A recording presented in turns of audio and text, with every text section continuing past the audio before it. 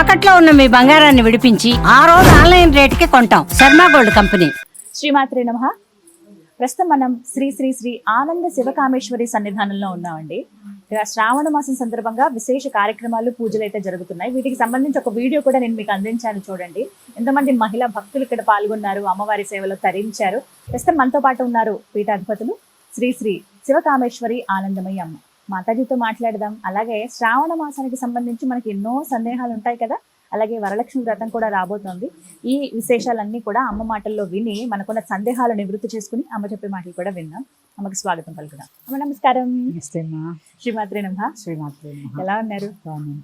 చక్కగా కొనసాగుతున్నాయి మన కార్యక్రమాలు కూడా. చాలా మంది వారి సందేహాలు నివృత్తి అవుతున్నాయని చెబుతూ ఉన్నారు. ఇందులో భాగంగా వరలక్ష్మి వ్రతం చాలా మంది అడిగారు. అయితే అసలు మన అదృష్టం 5 వారాలు వచ్చింది ఈసారి. 5 శుక్రవారాలు.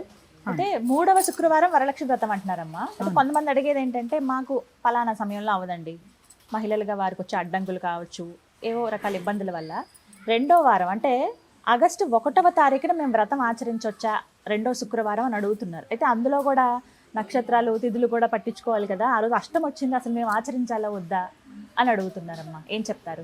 చాలా మంచి ప్రశ్న అడిగారు. అష్టమి తిథి మంచిది కాదు అని చాలామంది అనుకుంటూ ఉంటారు. నివృత్తి చేద్దాం.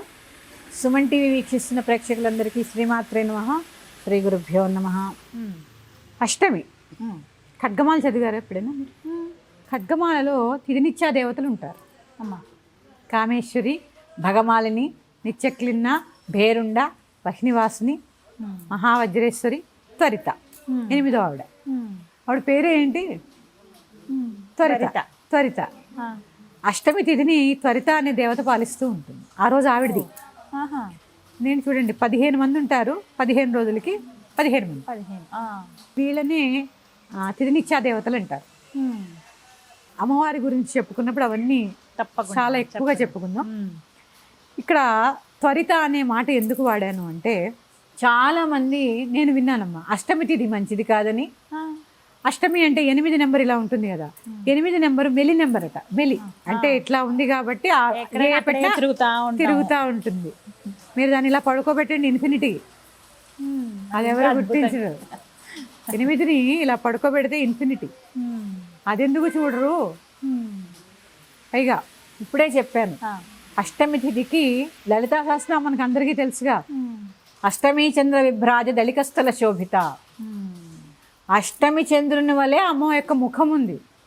దళికస్థల శోభిత, అష్టమి చంద్రుల్లా శోభిస్తూ ఉంటుంది. అటు కృష్ణపక్షంలో అయినా ఇటు శుక్లపక్షంలో అయినా మీరు ఈసారి, అందుకే ఎప్పుడు నేచర్ని చూసే అలవాటు ఉండాలి. ఎందుకంటే ప్రకృతిలోనే కదమ్మా భగవంతుడు ఉంటా.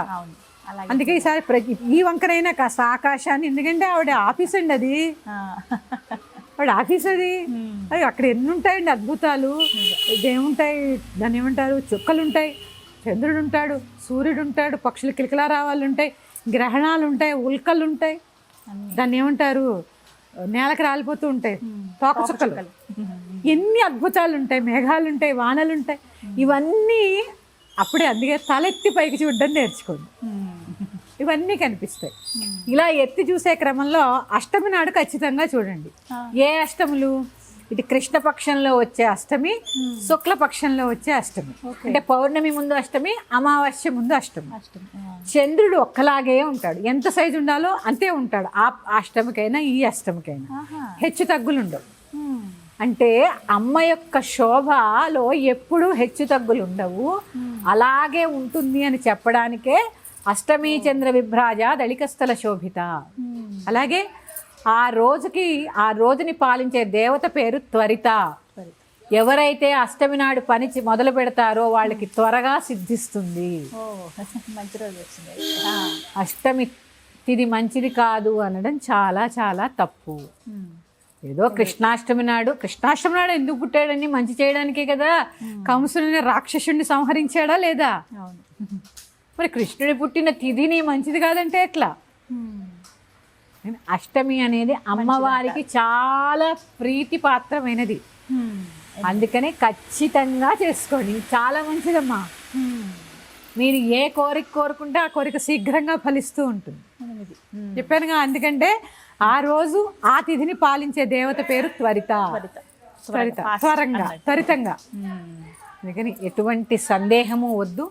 ఖచ్చితంగా పరిపూర్ణమైన మనస్సుతో అమ్మవారి పాదాలయందు భక్తి శ్రద్ధలుంచి చక్కగా వ్రతం చేసుకోండి. శ్రీమాత్రే నమః. స్వస్తి.